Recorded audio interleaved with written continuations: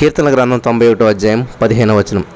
అతడు నాకు మొర్ర పెట్టగా నేను అతనికి ఉత్తరమిచ్చేదను, శ్రమలో నేను అతనికి తోడై ఉండేదను, అతన్ని విడిపించి అతన్ని గొప్ప చేసేదను. స్తోత్రం దేవా. సర్వోన్నతుడ సర్వాధికారి, ఈ సమయంలో నీ వాక్యాన్ని ధ్యానిస్తూ ఉండగా మాతో మాట్లాడి ప్రతి వారికి వినగల చెవి గ్రహించగలని అనుగ్రహించమని, విత్తబడిచిన వాక్యం వ్యర్థం కాకుండా ప్రతి హృదయంలో నాటబడి 30, 60, 100 అంతలు 1000 అంతలుగా ఫలింపచేయమని, ప్రతి హృదయం తెరవబడేటకు విత్తబడిచిన వాక్య విత్తనాలు హృదయంలో నాటబడి 100 అంతల పంటను ఈ రోజే ఇప్పుడే వారు అనుభవించినట్లు చేసినందుకు నీకు వందనం చెల్లిస్తూ నజరేయుడైన యేసుక్రీస్తు నామములో ప్రార్థించి నమ్మి పొందుకుని ఉన్నామా పరమ తండ్రి. ఆమేన్. హల్లెలూయా. అంతా శ్రద్ధగా వింటున్నారు కదా దేవుని వాక్యాన్ని. మరి సమయంలో దేవుడు మనతో మాట్లాడుతున్నటువంటి మాట ఏంటంటే, అతడు నాకు మొర్ర పెట్టగా, అంటే మగవాళ్ళకి సంబంధించిన ఈ వాక్యం అనుకుంటుంటారు. బైబిల్ గ్రంథంలో 127 కీర్తన మనం చదివినట్లయితే కుమారులు యెహోవాను గురించి స్వాచ్యం అని ఉంటుంది అక్కడ. అంటే కుమారులు అంటే మన భాషలో మగవాళ్ళు అని అర్థం, కానీ ఇంగ్లీష్లో చూసినట్లయితే చిల్డ్రన్ అని ఉంటుంది అనమాట. సో చిల్డ్రన్ అంటే ఏంటంటే పిల్లలని అర్థం. కాబట్టి ఇక్కడ మగవాళ్ళు అంటే మనుషుడు నిత్యం ప్రార్థించవలన ఉందంటే మగవాళ్ళు కానీ అనుకోవద్దు, అది యూనివర్సల్గా అందరికీ చెందేటువంటిది అనమాట.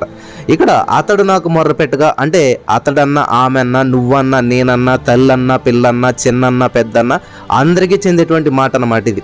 కాబట్టి మనం మొర్ర పెట్టినప్పుడు ఏం చేస్తారంట, ఉత్తరం ఇస్తారంట దేవుడు. ఈ రోజున కొన్నిసార్లు కొంతమందికి ఫోన్ చేస్తాం, స్విచ్ ఆఫ్ వస్తుంది, బిజీ వస్తుంది, లేకపోతే ఒకవేళ రింగ్ అవుతుంది, ఎత్తరు వాళ్ళు, ఒకవేళ సరిగ్గా మాట్లాడరు, లేకపోతే సరిగ్గా రెస్పాండ్ అవ్వరు, ఇలాగ ఏదో ఇబ్బందికరమైన పరిస్థితి ఖచ్చితంగా ఎన్నుకుంటారు. ఒక్కోసారి ఫోన్లు పనిచేయాలి, స్విచ్ ఆఫ్ అయిపోతుంది, లేకపోతే ఏదో సంథింగ్ ప్రాబ్లం వస్తుంటుంటుంది. చేసిన వెంటనే ఎత్తేటువంటి చాలా తక్కువ మంది ఉంటారు, కొద్ది మంది ఉంటారు, కొన్నిసార్లే ఉంటుంది. ఖచ్చితంగా ఏదో ఒకసారి వాళ్ళ ఫోన్ ఎత్తకపోతుంటారు. కానీ ఇక్కడ దేవుని వాక్యంలో చూసినట్లయితే నాకు మొర్ర పెట్టగా, ఇంగ్లీష్లో కాల్ చేశాను అంటారు కదా, మనం కాల్ చేశాడు, he shall call upon me అంటే ఇంగ్లీష్లో కాల్ చేశాడు అని ఉంది, తెలుగులో మొర్ర పెట్టాడు అని ఉంది. అంటే నాకు ఫోన్ చేశాడు, నాకు కాల్ చేశాడు, వెంటనే నేను ఏం చేస్తున్నాను, ఉత్తరం ఇస్తున్నాను, అంటే లిఫ్ట్ చేస్తున్నాను. ఇర్మియా 33:3 దేవుడు చెప్తాడు, నీవు నాకు మొర్ర పెట్టి నేను నీకు ఉత్తరం ఇస్తాను అంటున్నాడు.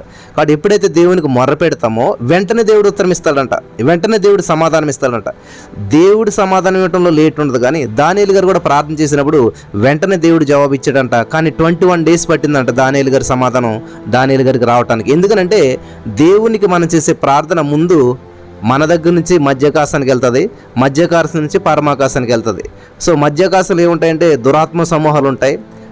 మనం అందుకనే ఎఫెసీ పత్రిక 6వ అధ్యాయంలో మనం పోరాడినది శరీరంతో కాదు, కానీ అంధకార సంబంధమైన దురాత్మలు. ఈ అంధకార సంబంధ దురాత్మలు ఎక్కడున్నాయి, మధ్యాకాశంలో ఉంటాయన్నమాట.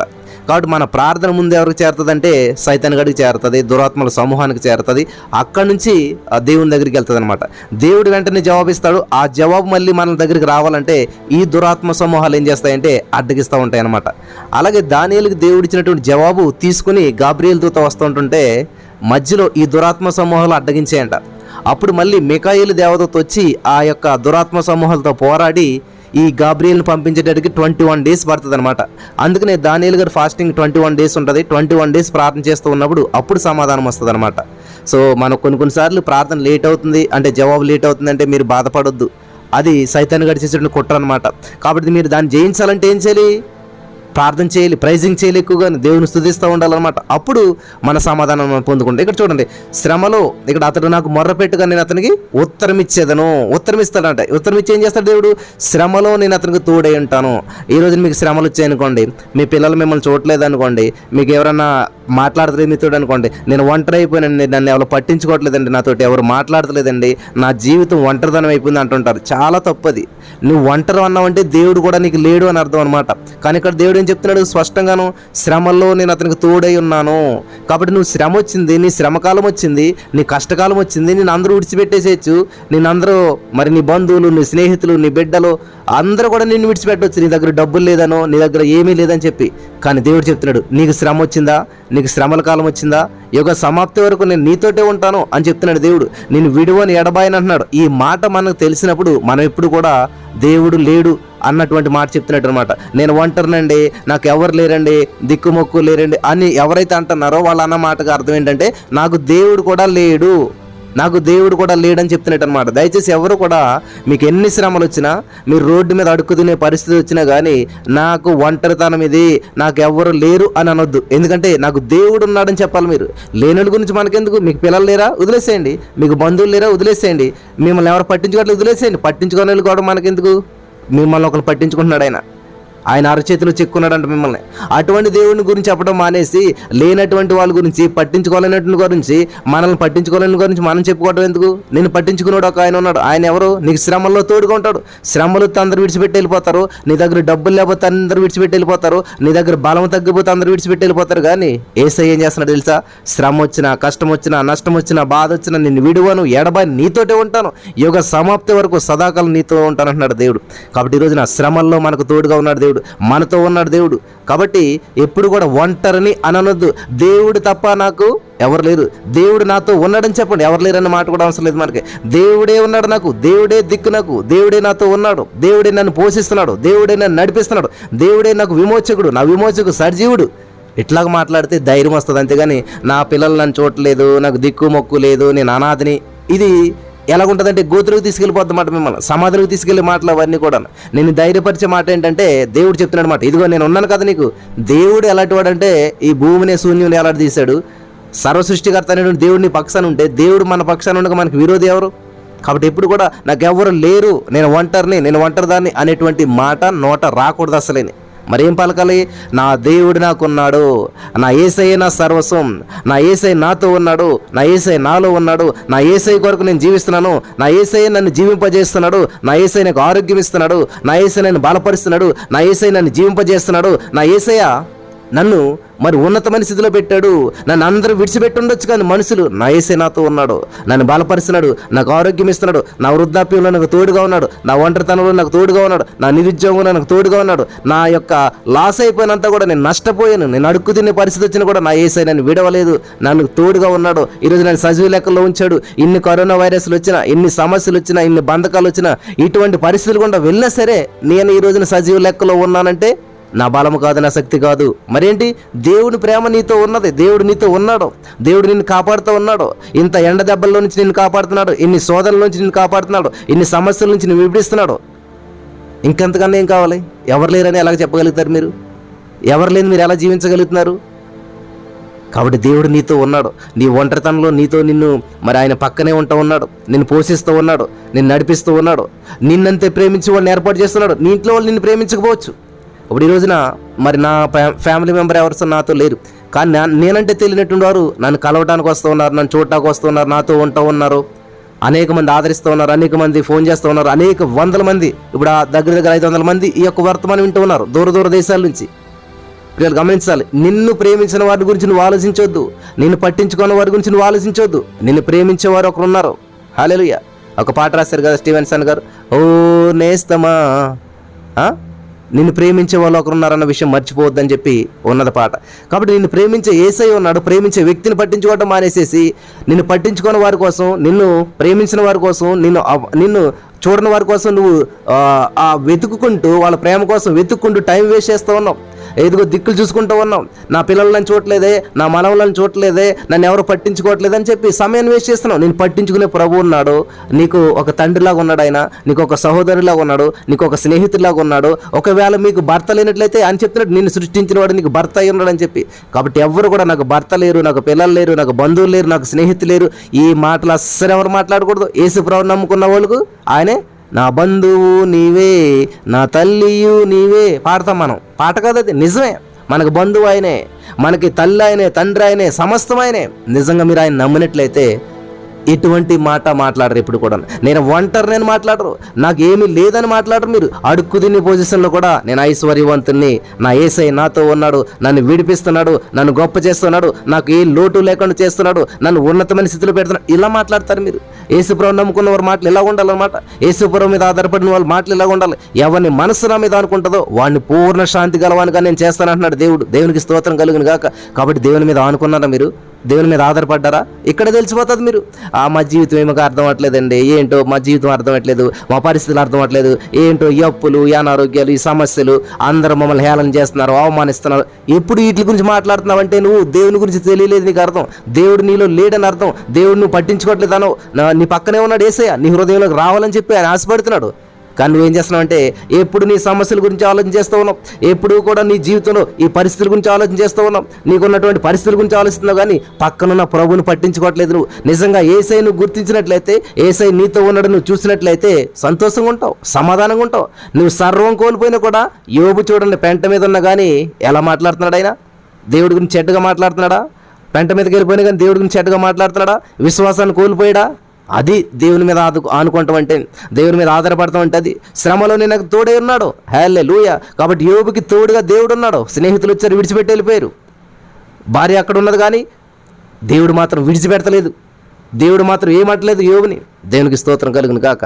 శ్రమలో నేను అతను తోడే ఉండదను. యోసేపుని అన్నదమ్ములు కొట్టుపడేశారు గోతులోను. పోతీఫర్ భార్య నిందేసింది, జైల్లో పెట్టేశారు. ఎంతమంది ఎన్ని చేసినా కానీ అందరూ విడిచిపెట్టేశారు. నా అన్నవాళ్ళు ఎవరు లేరు, ఆదరించేవాళ్ళు లేరు, ప్రేమించేవాళ్ళు లేరు, కనీసం బాధ చెప్పుకోవడానికి పక్కోడు ఎవడో కూడా లేడు. యేసోపుకి ఒంటరి అయిపోయాడు. కానీ ఇప్పుడు కూడా నేను ఒంటరినని యేసోపు ఎక్కడ బైబిల్ గ్రంథంలో మాట్లాడతలేదు.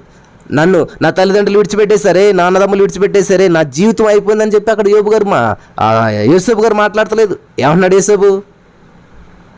ఎప్పుడు కూడా దేవుని ప్రశ్నించలేదు. ఏంటి ప్రభావ నా జీవితం ఏంటి, అసలేని ఈ గందరగోళం ఏంటి, నా పరిస్థితి ఏంటి, నాన్నదమ్ములు నన్ను ఇలా గోతులు కొట్టు పడేసరే, ఈ పోతీఫర్ భార్య చేయి నేరానికి నా మీద నిందేసి నన్ను జైల్లో పడేసరే, నువ్వేమో నన్ను సింహాసనం ఎక్కింతానన్నావు, రాజుని చేస్తానన్నావు, నా స్థితి బాగుంటుందన్నావు, నువ్వు ఇచ్చిన వాగ్దానం ఏంటి, నా జీవితంలో జరుగుతున్నటువంటిది ఏంటి అడిగాడా యేసోపు? ఈరోజు మీలో చాలామంది ప్రశ్నిస్తారు, అన్న దేవుడు నాకు వాగ్దానం ఇచ్చాడు, నాకు ఉద్యోగం ఇస్తానన్నాడు, నాకు పిల్లల్ని ఇస్తానన్నాడు, కానీ నా జీవితంలో ఏం జరగట్లేదేంటి? చాలామంది ఇదే మాట్లాడుతుంటారు అన్నమాట. దేవుడు చాలా చెప్పాడు కానీ మా జీవితం ఏం జరగట్లేదేంటి, మేము అన్ని శోధనలు ఎదుర్కొంటున్నాం, మా జీవితంలో అన్ని సమస్యలే, కాబట్టి మేము ఏది సాధించలేకపోతున్నాం. ఎప్పుడు కూడా సాధించలేని దాని గురించి మాట్లాడతారు కానీ ప్రభు నీతో ఉన్నాడే, ప్రభు నీ పక్కనే ఉన్నాడే. మరి యేసు ఒక్క ప్రశ్నే లేదు ఎక్కడ కూడా. యేసు వాళ్ళ అన్నలు నిందించలేదు, వాళ్ళ అన్నదమ్ములు నిందించలేదు, లేకపోతే పోతీఫర్ భార్యని నిందించలేదు, ఎవరిని కూడా నిందించలేదు. తను తిట్టిన వారిని తిట్టలేదు, తను నిందించిన వారిని నిందించలేదు, తను బాధ పెట్టిన వారిని ఎప్పుడు బాధ పెట్టలేదు. ఆయన అసలు ఆలోచించలేదు వాళ్ళ గురించి. ఇక్కడ మనం టైం వేస్ట్ ఎక్కడ చేస్తామంటే, మా అత్తగారు నన్ను చాలా బాధ పెడుతుందండి, మా ఆడబడుచు నన్ను చాలా హింసిస్తుందండి, మా చుట్టుపక్కల వారు మమ్మల్ని అవమానిస్తున్నారండి. ఎప్పుడు నీకు అనుదృష్టి అంతా పక్క వాళ్ళ మీద, నిన్ను బాధ పెట్టే వాళ్ళ మీద, నిన్ను హింసించే వాళ్ళ మీద పెడతా ఉన్నా తప్ప నిన్ను ప్రేమించే దేవుని మీద పెడతలేదనమాట. ఇక్కడ ఒక మాట చెప్తున్నాడు దేవుడు, నేను ఉత్తరం ఇస్తున్నాను, నువ్వు ఫోన్ చేస్తే ఎత్తేటువంటి ఒక ఆయన ఉన్నాడు, నువ్వు మొరపెట్టు. అనవసరంగా వాళ్ళ వైపు ఈ వైపు చూసి, వాళ్ళు రమ్మన్నారండి డబ్బులు ఇస్తానన్నారు ఇవ్వలేదండి, వాళ్ళు రమ్మన్నారు ఉద్యోగం ఇస్తానన్నారు ఇవ్వలేదండి, వాళ్ళు రమ్మన్నారు హెల్ప్ చేస్తానన్నారు హెల్ప్ చేయలేదండి. ఇలాగా మిమ్మల్ని డిసప్పాయింట్ చేసేటువంటి వారి కోసం వెయిట్ చేసి సమయం వృధా చేసుకోవద్దు. నువ్వు ఎనీ టైం ఫోన్ చేయి, నైట్ 1 గంటకు ఫోన్ చేసిన ఫోన్ ఎత్తే దేవుడు మనకున్నాడు. నువ్వు ఎనీ టైం కాల్ చేయి, నువ్వు ఎనీ టైం మొరపెట్టు, వెంటనే ఉత్తరం ఇచ్చే దేవుడు ఉన్నాడు. ఆయన వైపు చూడటం మానేసి, ఆయన మీద అనుకోవటం మానేసేసి, మనుషుల వైపు చూస్తూ, సమస్యల వైపు చూస్తూ జీవితాన్ని అంతా కూడా వృధాగా గడిపేస్తున్నటువంటి వారు చాలామంది ఉన్నారు ఈ రోజున. కాబట్టి దేవుడు చెప్తున్నాడు, నాకు మొర్ర పెట్టగా నేను ఉత్తరం ఇస్తాను, ఖచ్చితంగా కన్ఫామ్. నేను మాట ఆడానంటే మాట తప్పని దేవుణ్ణి అని చెప్పి దేవుడు సెలవిస్తూ ఉన్నాడు. హల్లెలూయా, దేవునికి స్తోత్రం కలుగును గాక. శ్రమలో తోడుగా ఉంటాడట. శ్రమల్లో ఎవరు తోడుగా ఉంటాడండి? ప్రియులు గమనించాలి, ఒక తెలుగులో ఒక సామెత ఉంటుంది, వాడుకునేవాడు కాదు ఆదుకునేవాడే మిత్రుడు అంట. అందరూ వాడుకునే వాళ్ళు ఉంటారు కానీ ఆదుకునే వాళ్ళు ఎవరు ఉండరు వాళ్ళని. అది ఆదుకునే వాళ్ళు అంటే ఎవరో శ్రమల్లో ఆదుకునేవాళ్ళు, సమస్యల్లో తోడుండేవాళ్ళు, ఇబ్బందుల్లో తోడుండేవారు, ఎటువంటి పరిస్థితులు కూడా నువ్వు వెళ్తున్నా సరే నీతో ఉండేటువంటి వారు. కాబట్టి నిన్ను వాడుకునే వాళ్ళు ఉన్నారా, నిన్ను ఆదుకునే వాళ్ళు ఉన్నారా? అందరూ నిన్ను వాడుకునే వాళ్ళు ఈ లోకంలో. నిన్ను ఆదుకునేటువంటి వాడు యేసుక్రీస్తు ప్రభువు ఒక్కడు మాత్రమే. నీకోసం ప్రాణం పెట్టినటువంటి వాడు యేసు ప్రభువు ఒక్కడు మాత్రమే. నీకోసం జీవితాన్ని త్యాగం చేసినటువంటి వాడు యేసు ప్రభువు ఒక్కడు మాత్రమే. నీకోసం పరలోక రాజ్యం విడిచిపెట్టకూడని భాగ్యం అని తెలుసు కూడా విడిచిపెట్టి వచ్చినటువంటి దేవాది దేవుడు ఒక్కడే, ఆయన యేసయ్య అన్నమాట. హల్లెలూయా, దేవునికి స్తోత్రం కలుగును గాక. హల్లెలూయా. శ్రమల్లో తోడుగా ఉండేటువంటిది దేవుడు ఒక్కడు మాత్రమే. మిమ్మల్ని ఎవ్వరు కూడా శ్రమల్లో మీకు తోడుగా ఉండరు. కొంత సమయం తోడుగా ఉంటారు, కొన్ని రోజులు తోడుగా ఉంటారు, కానీ శాశ్వత కాలం మీకు తోడుగా ఎవరు ఉండరు. హల్లెలూయా, దేవునికి స్తోత్రం కలుగును గాక. వింటున్నారా? కాబట్టి ఈ రోజున డిసప్పాయింట్ అవుతున్నారేమో, డిస్కరేజ్మెంట్ అవుతున్నారేమో. నాకు అందరూ ఒంటరి అయిపోయినండి, అందరూ విదిలేశారండి, నా ఉద్యోగం లేదని, నా ఆస్తి లేదని, నా సమస్తం కోల్పోయానని చెప్పేసి అంతా చాలామంది ఉండేవారు. యోబు గారు కూడా చాలామంది పనోళ్ళు, బంధువులు, స్నేహితులు అందరూ విడిచిపెట్టి వెళ్ళిపోయారు. ఒక్కడే యోబు పెంట మీద ఉన్నాడు. కానీ దేవుడు మాత్రం విడిచిపెట్టలేదు ప్రియులారా. దేవుని సన్నిధిని అనుభవిస్తూనే ఉన్నాడు. విశ్వాసాన్ని విడిచిపెట్టలేదు యోబు. విశ్వాసం ఏం చేస్తుందని తెలుసా? ఫెయిత్ బ్రింగ్స్ ఎవ్రీథింగ్ అనమాట. Faith brings come back everything. ఈ విశ్వాసం ఏం చేస్తుందంటే ఎవ్రీథింగ్ లాక్కొస్తుంది, అట్రాక్ట్ చేస్తుంది అనమాట. కాబట్టి యోబు విశ్వాసాన్ని కోల్పోలేదు. ఆ కోల్పోయిందంతా కూడా తిరిగి సమస్తం దక్కించుకోగలిగాడు అనమాట విశ్వాసం ద్వారా. కాబట్టి శ్రమల్లో నేను అతనికి తోడై ఉన్నాను అంటున్నాడు. యేసయ్య నీకు తోడుగా ఉన్నాడు, యోసేపు నీకు తోడుగా ఉన్నాడు. దేవునికి స్తోత్రం కలుగును గాక. దానియేలుకు సింహాల బోన్లో తోడుగా ఉన్నాడు. శద్రక మేషక అబేద్నెగో వారికి అగ్నిగుండంలో తోడుగా ఉన్నాడు. పౌలు శీలను మరి ఆ యొక్క జైల్లో వేసినప్పుడు, బంధకాలు వేసినప్పుడు యేసయ్య తోడుగా ఉన్నాడు. దేవునికి స్తోత్రం కలుగును గాక. హల్లెలూయా. వింటున్నారా? ప్రతి సమస్యలు ఇశ్రాయేలు ప్రజలు అరణ్యంలో నడుస్తూ ఉన్నప్పుడు అగ్ని స్తంభంగా, మేఘ స్తంభంగా తోడుగా ఉన్నాడు. మోసేకు తోడే ఉన్నాడు, యెహోషువకు తోడే ఉన్నాడు. ఈ రోజున నీకు తోడుగా ఉన్నాడు, నాకు తోడుగా ఉన్నాడు, మనందరికీ కూడా తోడుగా ఉన్నాడు. ఈ సత్యాన్ని గుర్తించినట్లయితే జీవితంలో మీరు ఎప్పుడు కూడా నాకు ఎవ్వరూ లేరు, నాకు తోడు లేదు, నీడ లేదు, నన్ను ఆదరించేవారు లేరని మీరు ఎప్పుడు మాట్లాడరు. కాబట్టి శ్రమల్లో నీకు తోడైనాడు. ఆ తోడుగా ఉండి ఏం చేస్తాడు? నువ్వు కష్టపడుతుంటే ఆయన కష్టపడతాడా? నువ్వు ఏడుస్తుంటే ఆయన ఏడుస్తాడా? ఎస్. ఏడ్చేవారితో ఏడుడు అన్నాడు కదా దేవుడు. అక్కడ ఏడ్చాడు. లాజరు చనిపోయినప్పుడు ఏడ్చాడు. కానీ అక్కడితో ఆగిపోలేదు దేవుడు. నువ్వు శ్రమల్లో ఉన్నప్పుడు నీకు తోడుగా ఉంటాడు యేసయ్య. ఏం చేస్తాడో తెలుసా? నువ్వు గోతిలో పడిపోతే ఆయన కూడా నీ గోతిలోకి వస్తాడు. ఆయన కానీ ఏం చేస్తాడు? ఆ గోతిలోంచి నిన్ను లేపుతాడు. దేవునికి స్తోత్రం. శ్రమలో నేను తోడైండి అతను తర్వాత ఏం చేస్తాడు? విడిపిస్తాడంటాడు. దేవునికి స్తోత్రం. నేను విడిపిస్తాడు, నీ శ్రమల నుంచి విడిపిస్తాడు. యేసోపుని గోతు నుంచి విడిపించాడు, యేసోపుని బంధకాల నుంచి విడిపించాడు, యేసోపుని ఆ జైలు నుంచి విడిపించాడు, సింహాసనం ఎక్కించాడు. దేవునికి స్తోత్రం కలుగును గాక. హల్లెలూయా. యేసోపుని విడిపించాడు గోతులోంచి, యేసోపుని ఆ యొక్క జైలు నుంచి విడిపించాడు. అలాగే మరి శద్రక మేషక అబేద్నెగో వారిని అగ్నిగుండంలోంచి విడిపించాడు. దానియేలు సింహాల బోన్ నుంచి విడిపించాడు. పౌలు శీలను విడిపించాడు. ఎవరిని చూడండి ప్రియులారా, విడిపించినట్టుగానే ఉంటుంది. సేన అనే దెయ్యం పట్టుకున్నటువంటి వ్యక్తిని దేవుడు ఆ యొక్క దెయ్యపు బంధకాల నుంచి విడిపించాడు.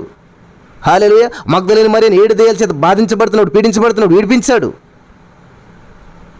ఎవరిని చూడండి, దెయ్యాలు పట్టుకున్న వారిని విడిపించాడు, రోగాలు పట్టుకున్న వారిని విడిపించాడు. అందరినీ దేవుడు విడిపించాడు. నిన్ను విడిపిస్తున్నాడు. నీ అప్పుల నుంచి విడిపిస్తున్నాడు, నీ అనారోగ్యం నుంచి విడిపిస్తున్నాడు, నీ సమస్య నుంచి విడిపిస్తున్నాడు, నీ బంధకాల నుంచి విడిపిస్తున్నాడు. ఈ రోజున నువ్వు నమ్మినట్లయితే దేవుని మహిమను చూస్తావు. ఈ రోజున చివరిగా ఒక మాట చెప్పి నేను ముగిస్తాను. విడిపించి పొందనలేదు, గొప్ప చేశాడంటాడు దేవుడు. దేవునికి స్తోత్రం. లాజరు చనిపోయినప్పుడు సమాధి నుంచి దేవుడు విడిపించాడు. లాజరు డెడ్ బాడీ, కుళ్ళు కంపు కొడుతున్నటువంటి డెడ్ బాడీ నుంచి విడిపించి ఏం చేశాడంటే యేసుప్రభు పక్కనే కుర్చీ చేశారు లాజర్కి. అప్పుడు యెరూషలేములో పండుగ జరుగుతుంది, అందరూ వచ్చారన్నమాట. యేసుప్రభు వారి కంటే లాజర్ని చూద్దారని చెప్పి కొన్ని లక్షల మంది వచ్చారంట. ఆ ఫంక్షన్కి మించి 23 లక్షల మంది వచ్చినట్టు అంచనా ఉంటుంది చరిత్రలో. చూడండి, ఇప్పుడు యేసుప్రభు ఏమైపోయాడు, ఎక్కడ లాజర్ ఏమైపోయాడు? గొప్ప అయిపోయాడు. ఇప్పుడు చచ్చిపోయి బ్రతికాడంట. 4 రోజులు అయిపోయింది. కుళ్ళు కంపు కొట్టే బాడీ లేచి కూర్చుందంటని గొప్ప అయిపోయాడు. ఇప్పుడు లాజర్ని చూద్దాకు వస్తూ ఉన్నారు. దానియేలు సింహాల బోన్ నుంచి బయటకు వచ్చాడంట. గొప్ప, అరే సింహాల బోన్లోకి వెళ్ళి బయటకు వచ్చాడంట అందరూ చెప్పుకుంటున్నారు, చూడటానికి వస్తున్నారు. గొప్ప చేశాడు దేవుడు. శద్రక మేషక అబేద్నెగో అగ్నిగుండంలోకి వెళ్ళారు. అగ్నిగుండం లాంటి శ్రమలు అనిపిస్తున్నారా? అగ్నిగుండం లాంటి అప్పుల్లో ఉన్నారా? అగ్నిగుండం లాంటి సమస్యల్లో ఉన్నారా? మరి ఎటువంటి బంధకాల్లో మీరు ఉన్నా సరే ఈ రోజున దేవుడు చెప్తున్నటువంటి మాట ఏంటంటే, నేను బయటికి క్షేమంగా తీసుకుని వస్తాను. నీకు ఆ శ్రమలో, ఆ అగ్నిగుండంలో నేను తోడుగా ఉన్నాను, నేను విడిపిస్తున్నాను, నిన్ను గొప్ప చేస్తున్నాను. అగ్నిగుండం నుంచి బయటకు వచ్చిన తర్వాత వాళ్ళ మాట ఏంటి తెలుసా? వీళ్ళ శద్రక మేషక అబేద్నెగో వారి దేవుడే దేవుడు. వీళ్ళ దేవుడికి అందరూ మొక్కాలి. వీళ్ళ దేవుడిని ఎవరు కూడా వ్యతిరేకించకూడదు. వీళ్ళ దేవుడే గొప్ప దేవుడు. గొప్ప చేశాడో లేదో దేవుడు. దేవునికి స్తోత్రం కలుగును గాక. హల్లెలూయా. పౌలు శీలను బంధించినప్పుడు వాళ్ళు ప్రార్థన చేసినప్పుడు ఏమైంది? ఆ పునాదులు కదిలించబడ్డాయి. ఆ జైలు అధికారి వచ్చి ఏం చేస్తున్నాడు? వీళ్ళ కట్లు కడతాడంట, వీళ్ళ గాయాలు కడుగుతున్నాడంట. హల్లెలూయా. చూసారా? జైలు అధికారి జైల్లో పెట్టిన వాళ్ళు ఏం చేయాలి? శిక్షించాలి. కానీ ఆయన ఏం చేస్తున్నాడు? జైల్లో ఉన్నటువంటి వ్యక్తులకు వచ్చి ఆయన ఏం చేస్తున్నాడు? సేవ చేస్తున్నాడు. ఈ పౌలు శీలకి ఏం చేశాడు? కుర్చీ చేశాడు, ఆయన కింద కూర్చున్నాడు. అయ్యా చెప్పండి అయ్యా, నేను రక్షణ పొందాలంటే నేనేం చేయాలి అంటూ వాళ్ళకి భోజనం పెట్టాడు, గాయాలు కట్టాడు. దేవునికి స్తోత్రం. హెచ్చించాడు లేదా? ఇలా చూస్తే బైబిల్ గ్రంథం అంతా కూడా దేవుడు శ్రమల్లో తోడుగా ఉన్నాడు, విడిపించాడు, గొప్ప చేశాడు. ఎవరిని చూసినా కూడా దేవుడు తోడుగా ఉన్నాడు, విడిపించాడు, గొప్ప చేశాడు. కాబట్టి ఈరోజు నీ మాట్లాడిన ప్రియమైనటువంటి సహోదర స్నేహితులారా, దేవుడు నీ కూడా తోడుగా ఉంటూ ఉన్నాడు, నిన్ను విడిపిస్తూ ఉన్నాడు, నిన్ను గొప్ప చేస్తూ ఉన్నాడు. నువ్వు ఎటువంటి పరిస్థితుల్లో ఉన్నా సరే, ఎటువంటి బంధకాల్లో ఉన్నా సరే, ఎటువంటి సిచ్యువేషన్ కూడా నువ్వు వెళ్తున్నా సరే, దేవుడు నీకు తోడుగా ఉండి నిన్ను విడిపించి నిన్ను గొప్ప చేస్తూ ఉన్నాడు. నమ్ముతున్నారా?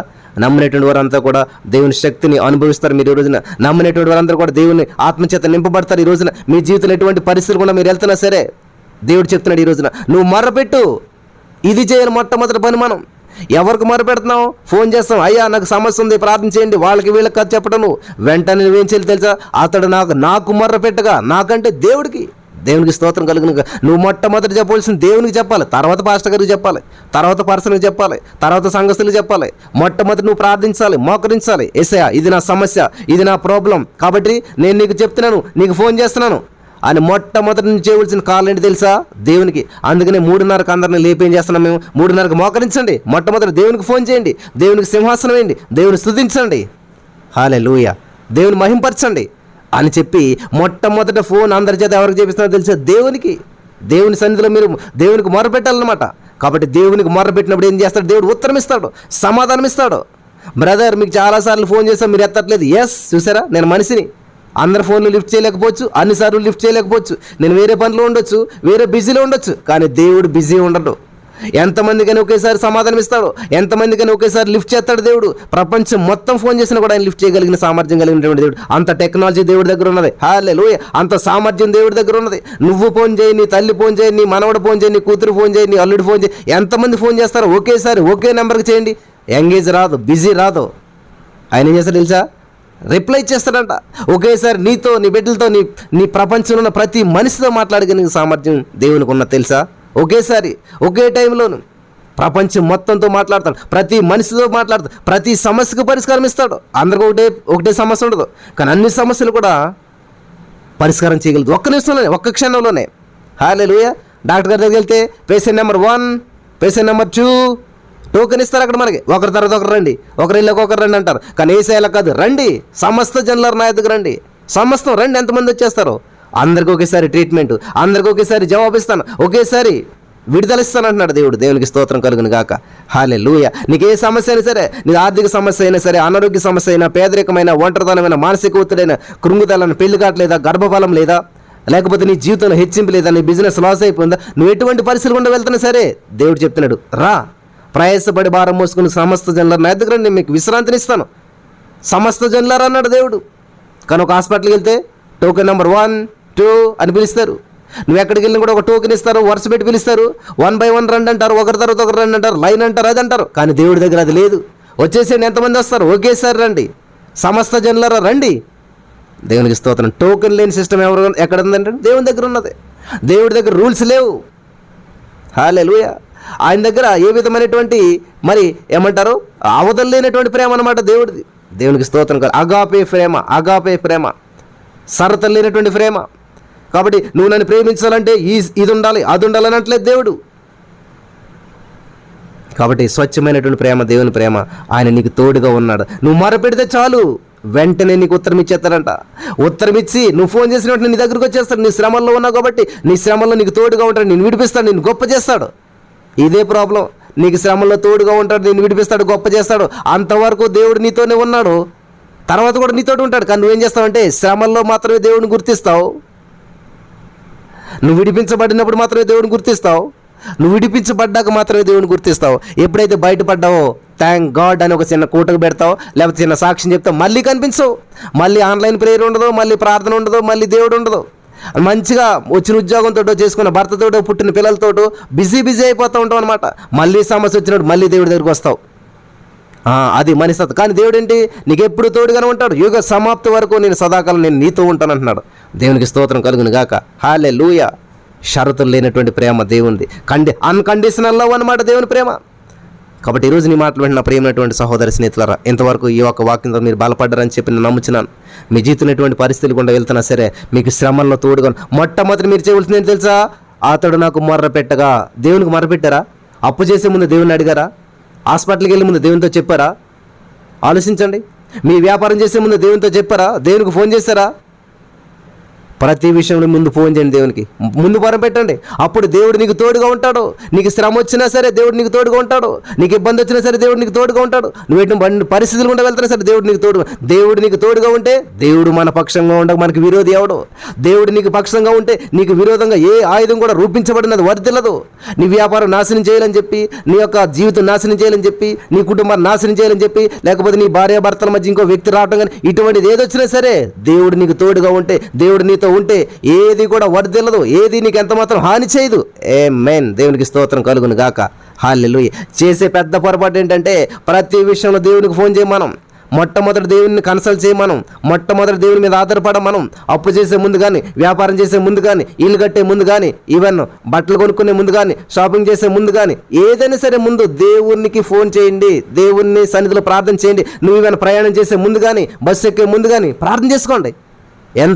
నీ పక్కన 1000 మంది పడ్డా, కుడి పక్కన 10,000 మంది కూలిపోయినా సరే అపాయం నీ వద్దకు రాదు. ఎందుకని? నువ్వు దేవునికి ఫోన్ చేసావు. దేవుడు నీతో ఉన్నాడు, నీతో ప్రయాణం చేస్తున్నాడు, నీకు శ్రమల్లో తోడుగా ఉన్నాడు. కాబట్టి నిన్ను విడిపిస్తాడు, నిన్ను గొప్ప చేస్తాడు. హల్లెలూయా. దేవునికి స్తోత్రం కలుగును గాక. ఇది మనం చేసే పెద్ద పొరపాటు అనమాట. దేవుని పక్కన పెట్టేస్తాం. ఎవరైనా ప్రార్థన చేస్తే మనకు తగ్గుతుందను, ఎవరి దగ్గరికి వెళ్తే మనకి ఏదో జరుగుతుందని చెప్పేసి ఎక్కువ ఫోకస్ మనుషుల మీద పెడతాం. కాబట్టి మన జీవితంలో డిసప్పాయింట్మెంట్, డిస్కరేజ్మెంట్ ఎదురవుతుంటుంటుంది. కాబట్టి ఈ రోజున దేవుడు మీతో మాట్లాడుతూ ఉన్నాడు ప్రియులారా. మొట్టమొదటి చేయవలసిన పని ఏంటి తెలుసా? కాల్ అపాన్ మీ అన్నాడు. నాకు మొర్రపెట్టుము, నాకు ఫోన్ చేయమంటున్నాడు. హల్లెలూయా. బలపరచబడ్డారా? ఈ యొక్క వాక్య వెలుగులు నడిపించబడ్డారా? ఈరోజు ఈ యొక్క వాక్యం ద్వారా మన జీవితాన్ని దేవుడు వెలిగించడానికి సిద్ధంగా ఉన్నాడు. హల్లెలూయా. దేవునికి స్తోత్రం కలుగును గాక. శ్రమల్లో దేవుడు మీకు తోడుగా ఉన్నాడు, మిమ్మల్ని విడిపిస్తున్నాడు, మిమ్మల్ని గొప్ప చేస్తున్నాడు. ఈ యొక్క మాట నమ్మిన వారి జీవితంలో ఈ రోజే గొప్ప హెచ్చింపు, గొప్ప అభివృద్ధి, గొప్ప విడుదల మీరు చూస్తూ ఉన్నారు. నమ్మిన వారు స్వతంత్రించుకుందురు గాక. ఆమేన్.